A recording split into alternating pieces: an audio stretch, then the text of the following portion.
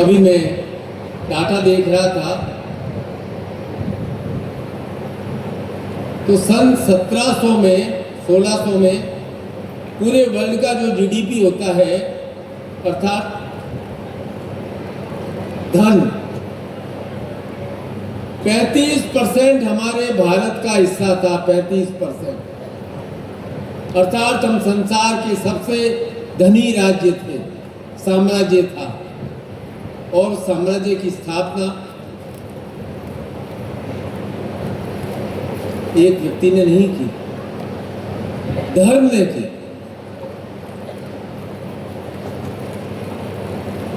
और वे अपने साथ कुछ लेकर के नहीं गए।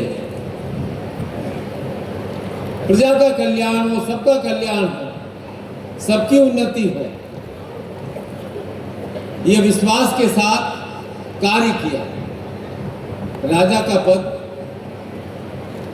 प्रजा की सेवा के लिए, और यही बात इसीलिए सर्वश्रेष्ठ काल राम राज्य कहा जाता है। और उस राम राज्य में हम यहाँ एकत्र हैं और प्रत्येक प्रांत से आए हैं, कहीं से 50, कहीं से 100, कहीं से 200, और गुरु पूर्णिमा संपन्न कर रहे हैं। संकल्प ले रहे हैं कि ये मशाल हमसे आगे की पीढ़ी में जाएगी, उससे आगे की पीढ़ी में जाएगी। लोग मुझसे पूछते हैं कि राम मंदिर तो बन गया, अब क्या करें? बनाना, कृष्ण का भी काम करना आपको सौंपा, और आपके जीवन में, हमारे जीवन में काम होता है।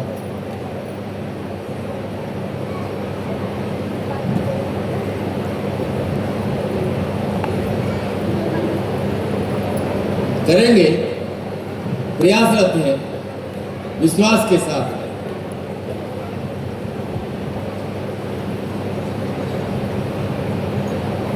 हमारे आदर्श कौन है पहले बताओ? ऋषि मुनि हैं, अवश्य।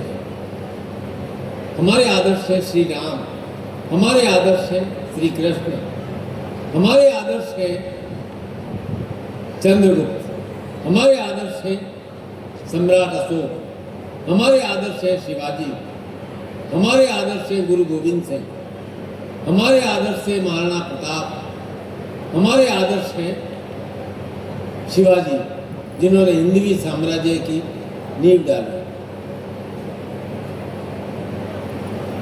क्या महाराणा प्रताप का जीवन सुखमय था? नहीं। क्या शिवाजी का जीवन सुखमय था? बिल्कुल नहीं। क्या गुरु गोविंद सिंह का जीवन सुखमय था? बिल्कुल नहीं। पर एक सपना था और उसके लिए कार्य करना था कि यहाँ सनातन धर्म की पुनः स्थापना होनी चाहिए, होनी चाहिए, होनी चाहिए, और उसके लिए कार्य किया। सैकड़ों हजारों कार सेवकों ने बलिदान दिया। कितने कार सेवकों के नाम आपको याद है जिन्होंने अपने प्राणों की आहुति दी? और केवल उत्तर भारत के ही लोग नहीं थे, सुदूर दक्षिण से, कर्नाटक से, मद्रास से, हैदराबाद से, डेक्कन से, आसाम से, उड़ीसा से, क्योंकि राम जन जन में बसते, इसलिए हम एक दूसरे से मिलते हैं तो राम राम कहते हैं, जय श्री राम कहते हैं। और जब हमारा जीवन पूर्ण हो जाता है तब भी हम यही कहते हैं, राम नाम सत्य। अर्थात जीवन का प्रारंभ से लेकर पूर्णता तक राम ही राम है, राम ही राम है। और ये हमारा सौभाग्य कि हमें अयोध्या नगरी में बार बार गुरु पूर्णिमा पर्व मनाने का सौभाग्य प्राप्त हुआ। और ये पर्व केवल मनाने के लिए नहीं है, उस प्रकाश को स्मरण करने का दिवस है जिसने हमारे जीवन के भीतर के अंधकार को समाप्त किया। उस गुरु परंपरा के प्रति कृतज्ञ होने का दिवस है, जिस परंपरा से जीवन को दिशा मिली, विचारों का विस्तार मिला। हमारी संकुचित प्रवृत्तियां थी, उस संकुचित प्रवृत्तियां में सार्वभौमिक प्रवृत्तियां का विकास हुआ और हमारी आत्मा को हमारे वास्तविक स्वरूप की झलक मिली। पूरा भारतवर्ष एकत्र है। गुरु वंदना से शुभारंभ करते हैं। गुरु की वंदना में कहा गया अज्ञान तिमिरांधस्य ज्ञानांजन शलाकया तस्मै श्री गुरुवे नमः। बिल्कुल सिंपल परिभाषा है कि गुरु कौन? मैं नहीं, ये नहीं, वो नहीं। गुरु वह जो अंधकार रूपी अज्ञान से ढके हुए मेरे ज्ञान नेत्रों पर पर्दा हटा दे और उन्हें खोल दे। आप सोचते हो गुरु का कार्य सलाह देना? गुरु हमारे जीवन में समस्याओं को दूर करने के लिए आए? बात पूरी तरह से सत्य नहीं। मैं आज व्यासपीठ पर बैठकर कह रहा हूं कि गुरु का कार्य आपके दुखों को कम करना नहीं है। गुरु का कार्य इतना है कि वे आपको इतना समर्थ बना दें कि आपको दुख तोड़ नहीं सके, आपको दुख झुका नहीं सके।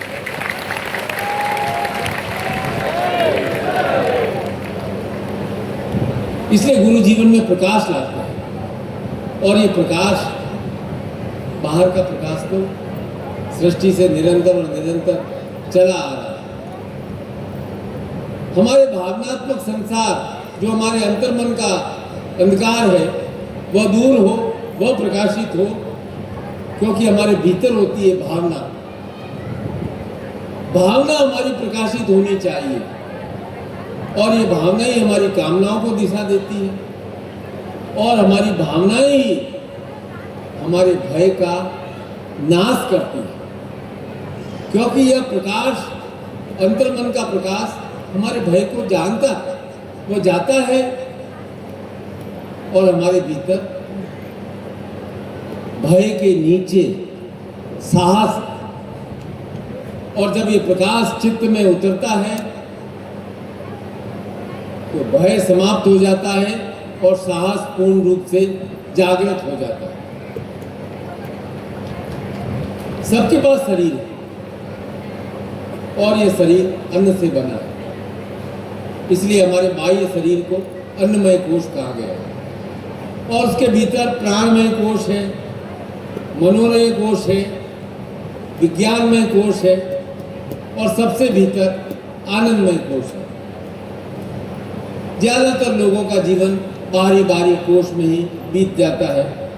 शरीर को सजाता है, वस्त्र बदलता है, घर बदलता है, वाहन खरीदता है, पद बदलता है, पर भीतर उतरने का अवसर किसी किसी को ही प्राप्त होता है। ज्यादातर लोग अपने अन्नमय कोश में ही उलझे हुए हैं और तब गुरु का कार्य प्रारंभ होता है कि वह आपको भीतर की यात्रा कराए। इसलिए गुरु शरीर पर कार्य नहीं करते, गुरु आपके प्राणों पर कार्य करते हैं।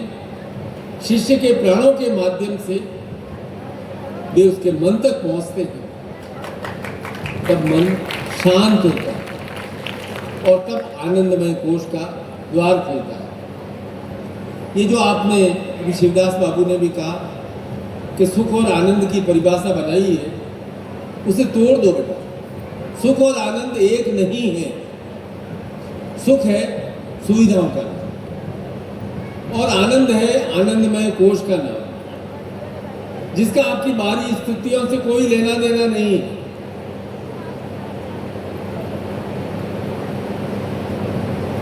आनंदमय कोश है आपका खजाना। तो गुरु आपको उस आनंदमय कोश में ले जाते हैं, पर वहां जाने से आप डरते हो। तब गुरु बिना भय के प्रवेश करते हैं आपके मन में, क्योंकि आप किससे डरते हो? अपने मन से डरते हो। जब भी मन को अंदर झांकने का अवसर प्राप्त होता है वह भाग खड़ा होता है। कोई मोबाइल उठा लेता है, कोई बातचीत करने लग जाता है, कोई मनोरंजन खोज लेता है, क्योंकि मन है ना स्वयं से मिलने में बहुत डरता है। और स्वयं को स्वयं का न्यायाधीश बनाना सबसे मुश्किल कार्य है। तो आप क्या करते हो? अपने लिए जजमेंट देने के लिए दूसरे को न्यायाधीश बना देते हो, क्योंकि आप अपने भीतर नहीं उतरते हो, अपने भीतर उतरने से डरते हो। क्योंकि जब आप भीतर उतरते हो तो आपको अपनी कमियां, आपकी अपनी गलतियां का एहसास होता है और उस दृश्य से आप घबराते हो। और गुरु आसान मार्ग नहीं चुनते, वे प्राणों के माध्यम से आपके मन के अंदर जो अंधकार है वहां ज्ञान का दीपक प्रज्वलित करते हैं। गुरु केवल संस्कृत के 50 मंत्र नहीं बताते, वे अध्यापक भी नहीं है जो डंडा लेकर के आपको तोता रटंत कराए। ये तो चुपचाप आपके भीतर उतर कर ज्ञान की ज्योति को प्रज्वलित करते हैं। और जहाँ गुरु और शिष्य का संबंध है वहाँ तीसरा आ नहीं सकता। गुरु आपके हैं, वो आपका गुरु का संबंध है। आपकी पत्नी का गुरु से संबंध है, वो आपकी पत्नी का गुरु का संबंध है। आपके संतान का संबंध है, वो आपका संतान का गुरु का संबंध है। उसमें कोई तीसरा आ नहीं सकता। वहाँ दंपति नहीं आते हैं, पूरा परिवार नहीं आता है। गुरु का संबंध में आप और गुरु, तीसरा कोई नहीं। इसलिए गुरु के सामने न जाति का भेद है, न पद का भेद है, न स्थान का भेद है। मिलन है तो केवल एक गुरु और एक शिष्य, और उस मिलन की पूर्णता का नाम है गुरु पूर्णिमा। श्री सद्गुरुदेव की, श्री सद्गुरुदेव की, श्री सद्गुरुदेव की। ओम हरे हरे। अब भगवान ने सृष्टि का ऐसा नियम बनाया है कि सब कोई बड़ा होना चाहता है, और बड़े होने के अलावा कोई विकल्प ही नहीं रखा, क्योंकि समय के साथ साथ सब बड़े हो जाते हैं। बालक युवा हो जाता है, युवा वृद्ध हो जाता है, आयु तो सबकी बढ़ती है। मुख्य बात है वास्तव में बड़ा होना, बढ़तपन। और बड़ा होने के लिए चाहिए बड़ा मन। छोटे मन से कोई बड़ा नहीं होता, टूटे पेट से कोई खड़ा नहीं होता, ये अटल बिहारी वाजपेयी ने कहा था। इन दो बातों में ही जीवन का सत्य छुपा हुआ है। इसलिए गुरु तुम्हें कोई बड़ा पद देने नहीं आए, गुरु आपको बड़ा मन प्रदान करने के लिए आए कि प्रिय शिष्य, तुम अपने मन का विस्तार करो, मन को बड़ा बनाओ।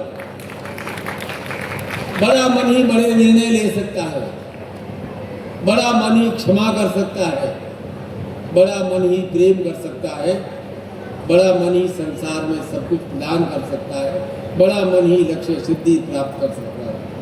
मन बड़ा बनाओगे तो गुरु की शक्ति मन में आएगी। गुरु से भेंट करते हो तो क्या अनुभव होता है? अच्छा लगता है, आप कहते हो मन हल्का हो जाता है, प्रसन्नता मिलती है। क्यों भाई? क्योंकि आपने अपने मन के द्वार पर एक ताला लगा रखा है, और वह सबसे बड़ा खजाना है। अब मैं कहता हूं आपका सबसे बड़ा खजाना आपका बैंक बैलेंस नहीं है, आपका घर नहीं है, आपकी नौकरी नहीं है। सबके से बड़ा खजाना है आपका मन, क्योंकि मन ही मुक्त करता है, मन ही आपको बंदी बना लेता है। मन ही कहता है कि अरे तेरे ऊपर तो बहुत सारी जिम्मेदारियां है, बहुत सारी जिम्मेदारियां है, और आपका मन ही कहता है कि नहीं, तू उन्मुक्त है, तू आजाद पंछी है। मन छोटा होगा तो सुख भी छोटे छोटे होंगे, मन बड़ा होगा तो छोटे छोटे अवसर भी हमें आनंद देने लगते हैं। इसलिए गुरु का कार्य है शिष्य के मन को बड़ा करना। अब मन बड़ा कैसे होगा? जब वह मन हल्का होगा। बहुत भार ठूंस रखा है मन पर, जो पीड़ा और संताप आपने जानबूझकर भरे हैं उसे खाली करें, मन हल्का हो जाएगा। क्यों ठूस ठूस के रखे हुए? कल भी मैंने बताया था कि समय घाव भर देता है, गलत बात है। आपको ही अपने मन को हल्का करना पड़ेगा, उन घावों को निकाल करके बाहर फेंकना पड़ेगा, तब उसमें सुख और आनंद समाएगा। क्योंकि सभी अपने सुखों को बड़ा करना चाहते हैं। आप बहुत विचित्र प्राणी है, संसार से सुख मांगते हैं, आप परिवार से सुख मांगते हैं। बेटा तेरी नौकरी लग जाए, मैं सुखी हो जाऊंगा, बस हमारे पास इतना बैलेंस हो जाए, मैं सुखी हो जाऊंगा। आप भगवान से भी प्रार्थना करते हैं, मैं आपके मन को जानता हूँ, वहाँ प्रार्थना करते हैं। प्रार्थना करते हुए, राम की भी प्रार्थना करते हुए मंदिर में कल सब आप दर्शन करके आए, ये भगवान मेरे बेटे को नौकरी लगा देना, मेरे बेटे को सही रास्ते ले आना, बेटी की बेटा हो जाए, पुत्र की संतान हो जाए, मेरा वंश चलता रहे, बच्चे अच्छे से पढ़े। ये आपके मन की भावना है जो आपने कहा है। एक बार भी आपने नहीं कहा कि प्रभु आपके चरणों में ध्यान रहे और मेरा मन सदैव आनंदित रहे, एक ने भी ऐसा नहीं कहा। तो अब आप बोलो कि आप भिक्षुक याचक होना चाहते हो या स्वयं शक्ति से परिपूर्ण होना चाहते हो। अपने मन में उत्तर सोच लेना कि भाई हर समय हम प्रार्थना ही करते रहे, मुझे ये दे दो, मुझे ये दे दो, मुझे ये दे दो, या कहो कि प्रभु मुझे शक्ति प्रदान करो और मैं संसार में आनंद के साथ अपना जीवन जीऊं। क्या है कि मनुष्य मैं से अपने आप को संबोधित करता है। तो हर व्यक्ति का परिचय 4 बातों से होता है। पहला मैं वह हूँ जो आप लोग समझते हैं, ये पहला मैं हूँ जिसे लोग समझते हैं। दूसरा मैं वह है जो आप स्वयं अपने आप को समझते हैं। और तीसरा मैं वह जो आप भविष्य में बनना चाहते हैं, मैं यह बनना चाहता हूँ, मैं यह करना चाहता हूँ। और तीसरा है कि जो मैं आप माने जाते हैं। सारी धारणाएं सही नहीं है। अगर कोई व्यक्ति कहता है कि मैं बाजार जाता हूँ, मैं ऑफिस जाता हूँ, तो वो अपने शरीर को ध्यान रख करके यह बात कर रहा है, तब आपका शरीर चल रहा है। जब आप कहते हो मुझे दुख हुआ, मुझे